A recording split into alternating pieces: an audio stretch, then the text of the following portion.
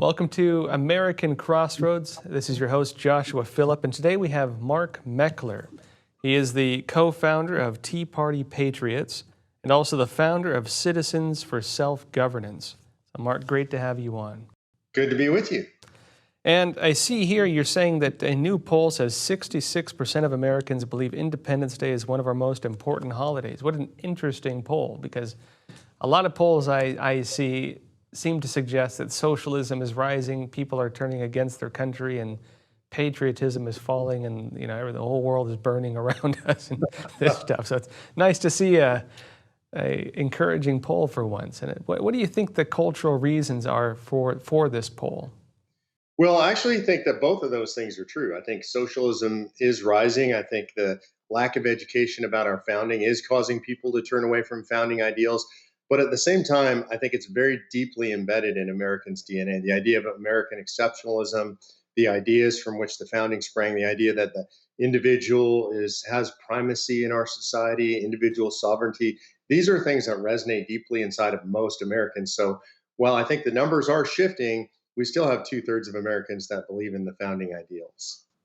It's very interesting. And a lot of people, unfortunately these days, they don't understand what those founding ideals were. And I think telling this story and having people understand the story is one of the only ways we can start restoring some of those founding ideals. And I know that your idea of self-governance and the principle of self-governance is, at least I assume, part of that idea. I'm curious can you tell us a bit about your organization, what you do? Sure. Citizens for Self-Governance was founded after I came out of the Tea Party movement. I was one of the co-founders of the Tea Party movement in America. And what I saw through that movement is there was an idea that was missing from the American psyche, which is this idea of self-governance. And if you ask people what self-governance is, you'll mostly get a puzzled look. And people haven't thought about this idea for a long time, but this is something the founders expected of us. And what they meant by it is at the very most intimate level, they expected us to have personal responsibility over our own lives, then responsibility for our families, to take self-responsibility or personal responsibility for our churches, our synagogues, our broader communities, and then ultimately even for our state, or at the time colonial, and then broader national government eventually. So it's this idea that the individual actually has personal responsibility for all of those things. And this is interesting. And that one of the main points I'd like to get to in this show overall is the ideological battle in the West, which I would say is founded in the kind of, I'd say the quiet war between freedom and socialism. And these two are very much opposed to each other. Freedom, the basis of freedom is in self-governance, and in the belief that an individual, when given, certain freedoms, would be able to live a harmonious and positive life, as opposed to the socialist idea rooted going back even to the French Revolution, that the individual is too stupid to be given those freedoms and could never create a harmonious society. And this is one of the main bases of socialism, that the state needs to step in and make those decisions for the individual because they're incapable of it. And I'm curious what your thoughts are about this. Well, I think the battle goes back even before Marxism and even before the French Revolution. I would say that battle goes back to the very beginning of recorded human history. And the reason I say that, if you look at the Bible, the place where self-governance actually comes from in the Bible is in what's called the period of Judges. And during the Judges period, there's no kings, right? There are no rulers, and the people choose the judges from among themselves. This is where we get the idea of consent of the governed. This is where the founders actually got it from. So it goes way back, this idea: are we going to be ruled by kings, by people who claim some right to rule over us, or are we going to rule ourselves? I would argue the way that God set up man on earth is that we are supposed to govern ourselves in our earthly affairs. Well, and this is something interesting. I wrote an analysis piece talking about the Declaration of Independence. And funny enough, how George Orwell discussed in his book 1984, how through the process of newspeak, people would no longer be able to recognize or understand classic documents. And he actually mentions the Declaration of Independence by name. And George Orwell, he's a funny character. A lot of people claim that he represents whatever they believe in. But in Ingsoc, right, the tyrannical regime in his book 1984, was, it was an acronym for English socialism. Right. In his writings, Orwell was very much opposed to socialism, although he also opposed, I think, the whole systems of monopoly and these types of things. And so a lot of socialists take that and say, oh, well, he opposed the capitalist systems or whatever. But he very clearly was opposed to socialism. But back on this point, the idea of the Declaration of Independence, it is based on the idea that man is created equally, right? Right. And in the idea of creation, that we are given the natural rights, right, of life, liberty, and the pursuit of happiness, right?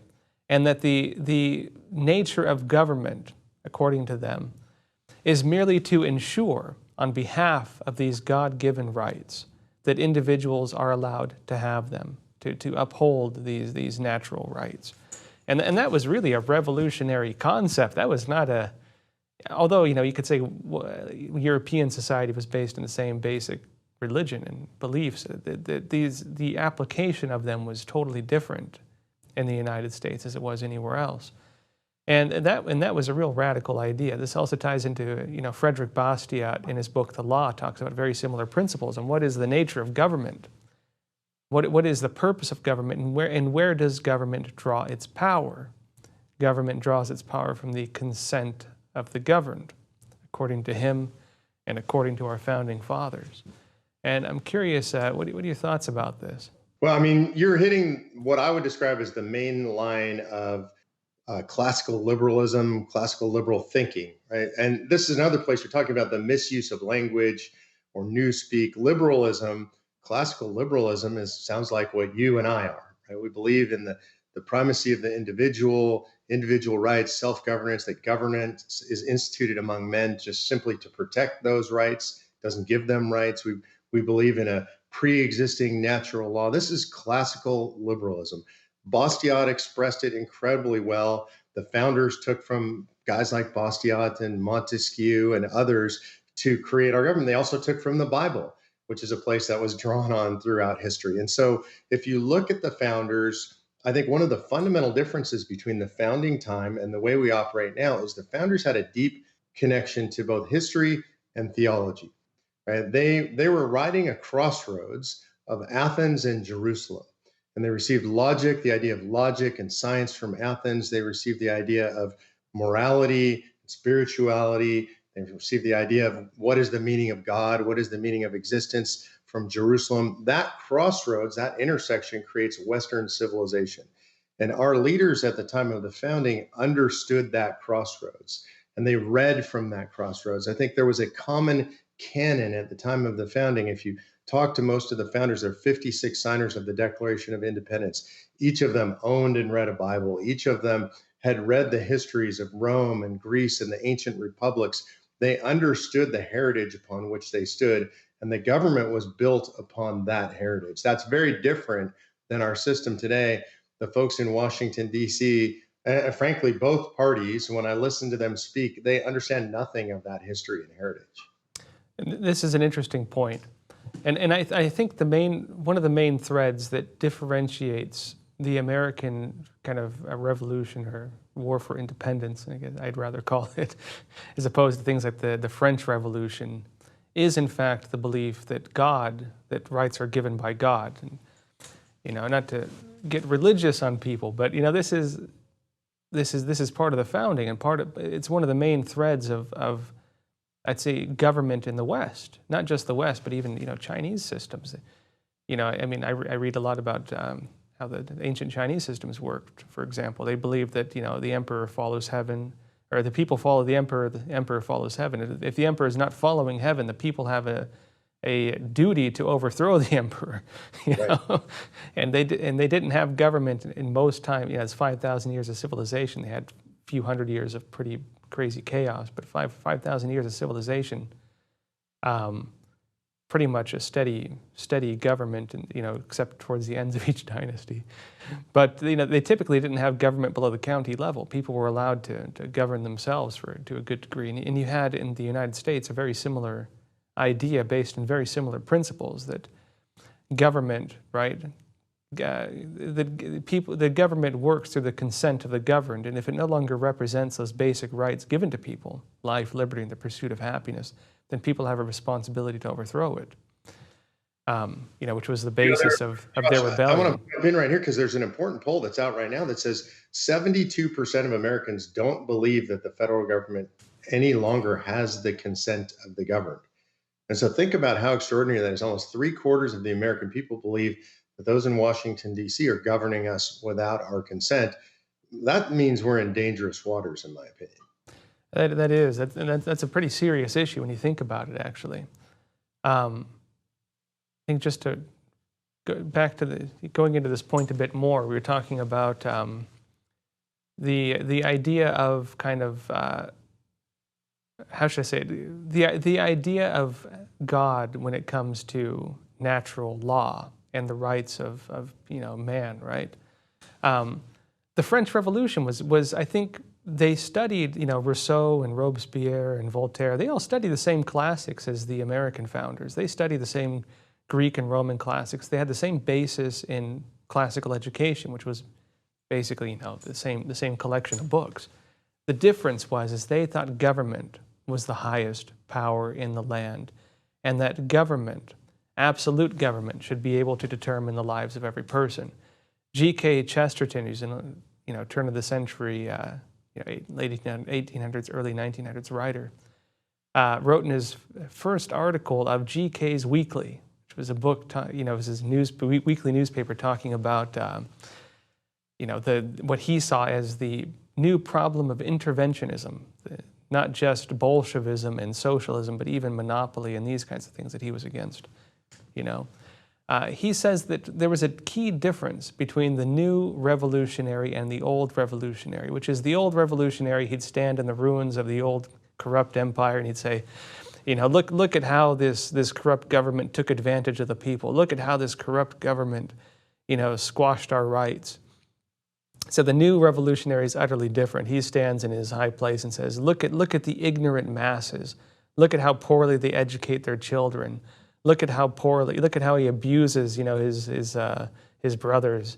It's the basis of the idea is that government is acting on behalf of a new type of reason, and that reason is one that is changing all the time based on the changes in the world, right? The changes in people's own psychology, which is it's unstable, as opposed to the belief in an unchanging morality, which is what religion teaches. And this is not just in the West, but also in the East. And that was the key difference, I think, between the American founding and the kind of French Revolution, which led into a lot of modern socialism. And I think you could make the argument that Chesterton was speaking for modern liberal progressive left today.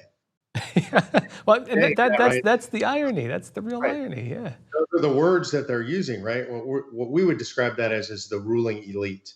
So you have a self-appointed elite, a self-reinforcing elite, often educated in what we describe as our Ivy League institutions. Ironically, virtually all founded as seminaries or institutions of religious learning, which have now discarded religious learning of any kind. These are now producing a self-reinforcing elite that know very little and believe they know everything. Yeah, very interesting. You mentioned, of course, the point of the consent of the governed. And this is a major issue that has a lot more significance than people might realize. I think we're having an interesting situation in America right now. Maybe not just America, but the whole world. But there seems to be almost like a moral awakening. Something's changing in people's minds, and they're standing up against this new form of tyranny we have, which is almost like the tyranny under the banner of fighting tyranny.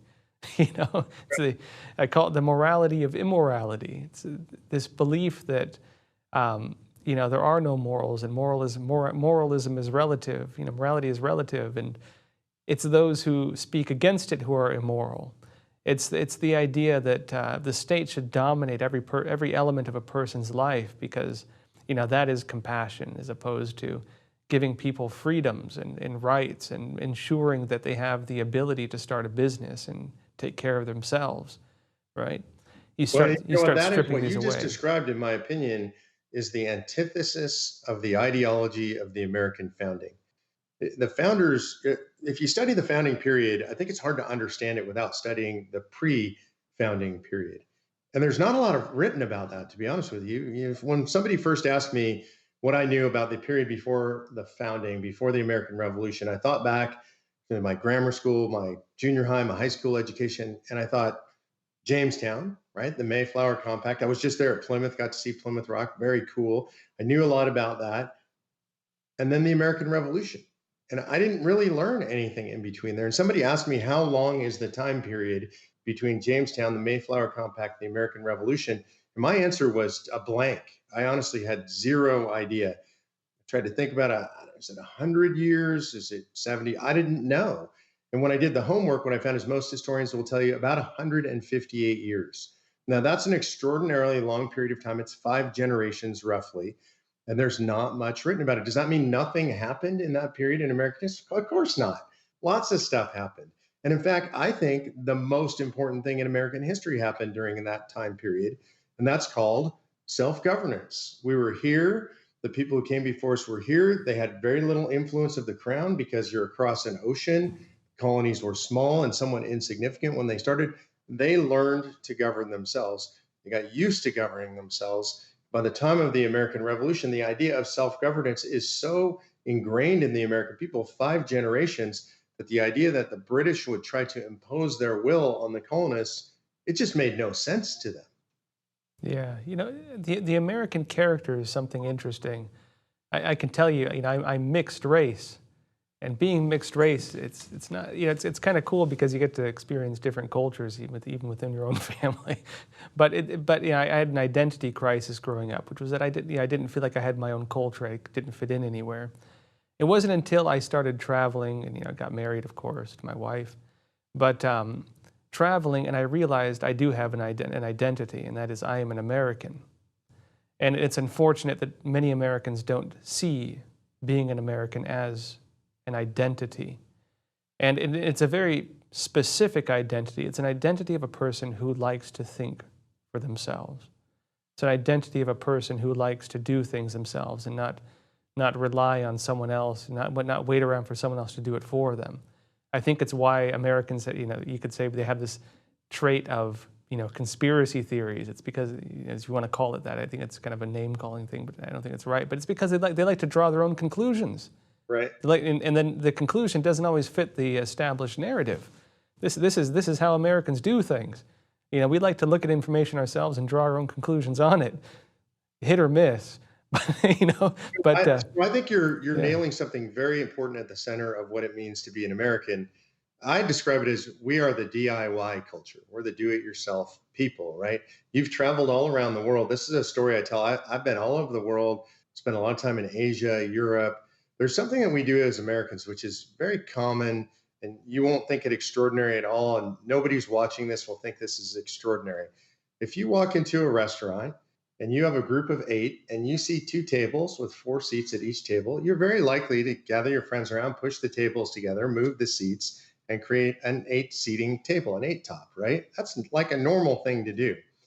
If you were in Asia and you did that, people would flip out on you. They would yell at you and, who do you think you are? And you have to ask somebody. The same is true, by the way, in Europe, in South America, because there is a hierarchical culture where they look to the authorities to tell them what they can and can't do. As Americans, we just think, well, we got a problem. 8 people, 2 4-top tables, we'll fix the problem. DIY. This is what we are as Americans. We see a problem, we see an issue, we want to address it ourselves. And by the way, we usually think, whoever we are, we're right about it. Yeah, well, and this is something too, is that when you look at the state of government in Europe, the debates around socialism did not start with Marx. The debates around socialism, they go back to like early to mid 1700s. They didn't always call it socialism, but it was developing in well before the French Revolution. And, the spread to the U.S. to some extent, although because America had a free system, it's like, oh, you want to go try it? Go try it. And that's why you had the Owenites and stuff. They did their own little communes and they all failed. It's like, no one cares. You want to try it out? Go start your own little community and give it a shot. We don't care. That's how America worked. You didn't need to get government permission to go found your own little colony somewhere, and we saw how it worked. It didn't work, Well, and that's the way the nation was set up. right? So the nation, as currently constituted, was set up as a federalist system with exactly what you just described in mind. They understood that the states were different, the cultures of each state were different. I think people forget when they look back to the founding, they have some, I don't know, it's like through a gauzy, warm filter of how perfect everything was and everybody got along. It was a homogenous culture, and that's just radically untrue. The colonies and then ultimately the states were largely founded around particular religions and particular sects of Christianity. Mostly they didn't like each other very much. They were very accusatory towards each other. One culture was a culture of blasphemers, or then they were committing sacrilege. You've got Rhode Island that couldn't get along with anybody. So what they recognized is there are different cultures in different places that develop. We need to create space for that to exist within a federalist system. So the states can be different, so people who have different beliefs can live in different places. I honestly think this is one of the touchstones of our federal system that makes it work so well, and something that's been under assault for the last 100 years. Yeah, well, at Epic Times, we of course, we were started as a newspaper by Chinese dissidents mainly, or say Chinese Americans, who saw the issue that there was no honest media in China. And so, they set out to create a media that could be independent and report accurately what's happening in China. And so we've had from the get-go, you could say we were started to kind of combat communist propaganda. It's kind of embedded in our culture. But I have Chinese colleagues who made an interesting point. One is Americans don't appreciate what they have. And two, it's the idea that it's hard to explain. I guess when you look at the Chinese Communist Party, what you have is a tyrannical system that believes in controlling every element of a person's life. This is the same thing that exists through varying forms of tyranny under varying forms of socialism.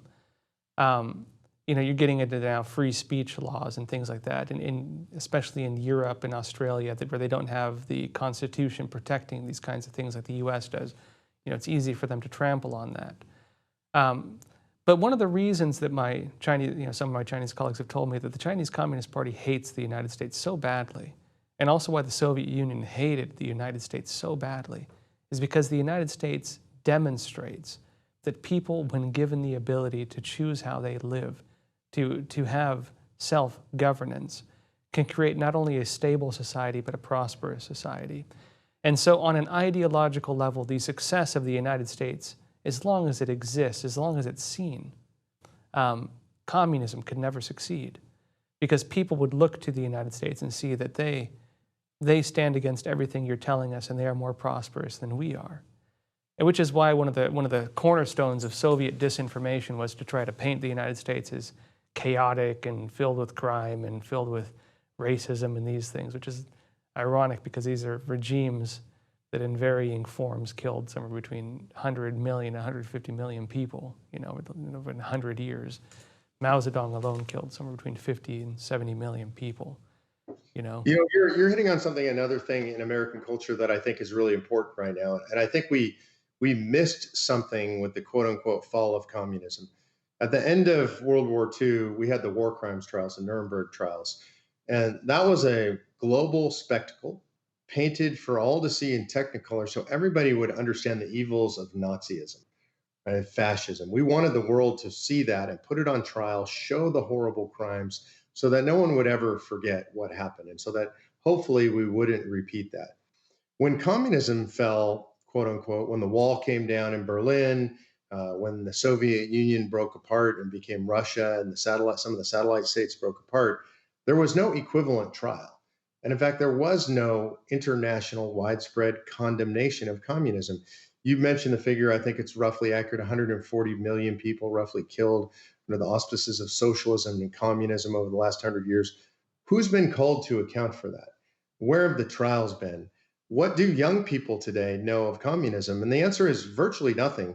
I've done this. You can go on college campuses, talk to young people, ask them who Mao is, ask them who Pol Pot is, ask them who Stalin was. You give them these names, they look at you with a blank stare. They don't understand. So communism has been repackaged once again, or socialism, into a nice idea where it'd be so fair if everything were just equal and fair for everybody. And they don't know that it's been tried over and over the last 100 years, and 140 million people have perished. Yeah, and not only that, I'd say a lot of people these days, they understand socialism and communism only through the surface talking points. But they don't understand is when those surface talking points were put into say attempted, I should say, that they failed. They absolutely did not work. And you can argue that, oh, well, what about the Nordic model? The Nordic model, they don't practice. So they have not seized the means of production. They have not gotten rid of the capitalist systems. They still have that in full force, some even more so than the United States. When you look at like Denmark, for example. Much more of a free market economy. And, so what they have is a free market capitalist economy with a very high tax rate. And their people are somewhat willing to tolerate that tax rate for a higher level of services from the state, though there's been a lot of pushback on that. Taxes are going down, regulations are going down because it doesn't work over the long haul. So, and if you talk to politicians in the Nordic countries, they bristle at it when you call them socialist countries. Yeah, they don't like it. Yeah. Right. They don't like being called socialist. They are free market capitalistic societies that are willing to accept a higher level of taxation. And by the way, here in the United States, if that was openly proposed by our politicians, it's not that I would support that system, but I wouldn't have a problem that they're advocating for that, because that is in the marketplace of ideas something that's quite reasonable. We should pay more to get more from the government if we believe in that. I don't believe in that, but I'd love to have that debate. Yeah, great. Mark, we have about 2 minutes left. Anything else you'd like to say? I think especially around why self-governance, right? What would you tell, say, especially college kids these days who maybe, a lot of them, I think, it's ironic, I think, that a lot of socialists, they talk so much about tolerance and belief and, having faith in other people and compassion and all these things. But when it comes down to it, the basis of it is a belief that people are incapable of living well if not under, a large, kind of bureaucratic government. Sometimes they don't put two and two together, that what they're calling for is sometimes absolute state tyranny or pretty severe state tyranny in order to accomplish what they want. But, why would you tell them that self-governance is the better option when facing this kind of debate? Yeah, and especially speaking to young people, I would say, because I want you to be free. I want you to be able to live your life the way you desire, whatever that is. And whether that's who you're romantically involved in, what kind of partner you choose, how you identify, what you want to do for a living, where you want to live, what kind of business you want to start. I desire for you to be free. Freedom is only had in a society where everybody is free. What that means is you and I might disagree on how we live our lives. But if we're willing to be really tolerant of others and allow them to say the things they believe the things they believe, do the things they believe, as long as those things don't hurt others according to our Bill of Rights, then that's what I desire for you. I desire for you to live a life of ultimate freedom where your rights and privileges are given by God, but protected by the state. And on that note, that's one of the very definition of tolerance has been warped. Tolerance is not tolerating things you enjoy. Tolerance is being able to allow things you do not like. Not hating another person for doing it, but you don't have to agree with them, and you don't have to say you agree with them, and you need to tolerate them. It's a whole different concept. Tolerance through coercion is not tolerance. That's tyranny. Right. And we were never given, by the way, the right to be free from irritation or from bother or from people who bug us or disagree. That's not a right we were given by God. We're not born with that. We're all different. We're going to rub each other the wrong way. We're going to believe different things. What we're given the right to do is live our lives as we see fit, so long as we don't interfere with the way others live their lives. Great. Mark, pleasure having you on the show. I'll have to get you on again sometime. Absolutely. Great to be with you. Thanks, Joshua. Great. And everyone, please remember to like and subscribe. See you next time.